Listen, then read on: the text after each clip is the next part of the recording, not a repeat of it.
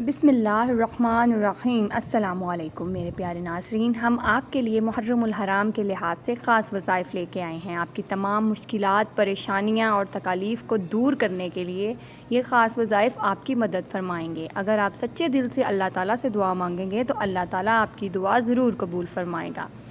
سب سے پہلا وظیفہ ہے یا حی یا قیوم لا الہ الا انت سبحانک انی کنت من الظالمین۔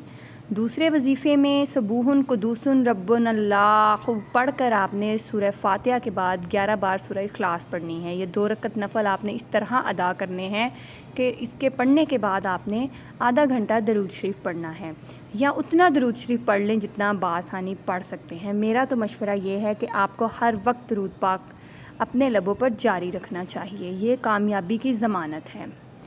ہمارے پاس ایک اور خاص وظیفہ ہے جو ہم آپ کے ساتھ شیئر کر رہے ہیں، جو ہے 2 رکعت نفل اس طرح ادا کرنے ہیں کہ ہر رکعت میں سورہ فاتحہ کے بعد 21 مرتبہ سورہ اخلاص پڑھنی ہے اور سلام پھیرنے کے بعد سبوحن قدوسن ربنا و رب الملائکات پڑھنا ہے۔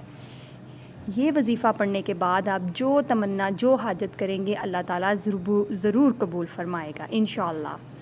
آپ کے لیے ایک اور خاص دعا ہے، حسبنا اللہ و نعم الوکیل نعم المولا و نعم النصیر۔ لیکن یہاں پہ ہم محرم کے لحاظ سے حسبنا اللہ و نعم الوکیل ایاک نعبد و ایاک نستعین ایک ایسا وظیفہ ہے جو قرآنی الفاظ ہیں۔ آپ کو ہر فرض نماز کے بعد آیت الکرسی کا خاص وظیفہ کرنا چاہیے، جس میں اول آخر درود پاک پڑھنا چاہیے۔ آپ کی تمام مشکلات اور آسانیوں کا حل دعا میں ہے۔ سچے دل سے دعا مانگیں اور دعاؤں میں ہمیں یاد رکھیں۔ اگر یہ ویڈیو پسند آئی ہے تو لائک، شیئر، سبسکرائب ضرور کیجیے۔